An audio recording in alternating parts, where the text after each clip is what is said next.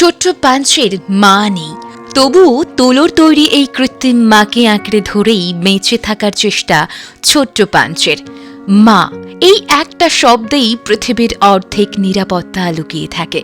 কিন্তু মায়ের গায়ের উষ্ণতা, বুকের ধুকফুক শব্দ, আঙুল আঁকড়ে ধরে থাকার সেই নির্ভরতা, এসবের কিছুই পায়নি পাঞ্চ। পাঞ্চ হল একটি জাপানি মাকাক বানরছানা, যার জন্ম জুলাই 2025 হয়েছিল। কিন্তু জন্মের ঠিক পরেই তার মা তাকে পরিত্যাগ করে। ফলে পাঞ্চ মায়ের আশ্রয় ও স্নেহ পায়নি। তাই চিড়িয়াখানার কর্মীরাই তাকে হাতে করে বড় করতে লাগলেন। কিন্তু সাধারণত বানরছানাগুলো জন্মের পর মায়ের সঙ্গে শক্তভাবে লেগে থাকে।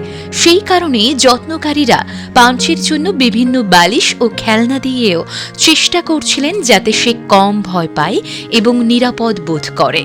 কিন্তু ওকে মায়ের মতো করে সবসময় জড়িয়ে রাখবে এমন কোনো উপায় পাওয়া যাচ্ছিল না।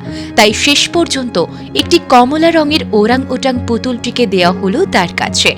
আর অদ্ভুতভাবে পাঞ্চ সেই পুতুলটিকেই আঁকড়ে ধরল জীবনের একমাত্র অবলম্বন হিসাবে। সে তার উপর ঘুমায়, তাকে জড়িয়ে ধরে, আর যেখানেই যায় তাকে টেনে নিয়ে যায় সঙ্গে করে। এবং এটি যেন তার জন্য ভালোবাসা ও নিরাপত্তার প্রতীক হয়ে দাঁড়িয়েছে। সে জানে না মা কেন তাকে ছেড়ে গেল। সে শুধু জানে রাত নামলে তার চারপাশটা আরও ঠান্ডা হয়ে যায়। তাই সে ছোট্ট দুই হাত বাড়িয়ে জাপটে ধরে একটা নরম খেলনা বানরকে এবং বুকে চেপে ধরে যেন বলছে, তুমি কি আমার মা হতে পারো? খেলনাটা কথা বলে না, তবুও পাঞ্চ আঁকড়ে ধরে থাকে খেলনাটিকে। 2026 সালের জানুয়ারিতে যখন চিড়িয়াখানা কর্তৃপক্ষ তাকে আবার খাঁচায় ফিরিয়ে দিল, তখন বাকিরা তাকে মেনে নিতে চাইল না। সে মিশতে চাইলেও বারবার ধাক্কা খেল।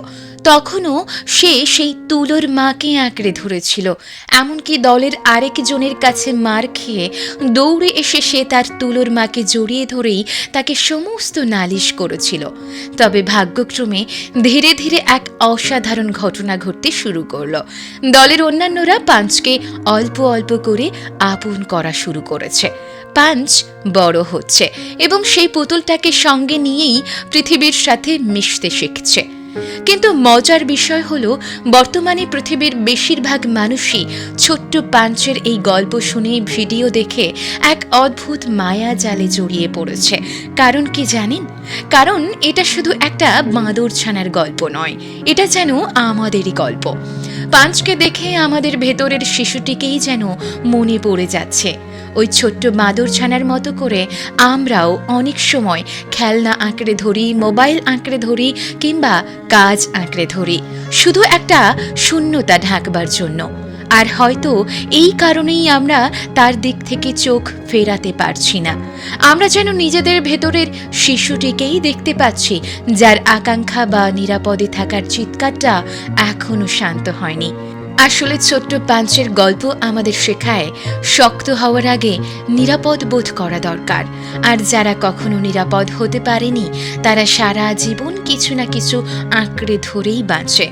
কখনো খেলনা, কখনো মানুষ, আবার কখনো বা স্মৃতি আঁকড়ে। কারণ ভালোবাসা না পেলে মন কল্পনাতেই আশ্রয় খোঁজে।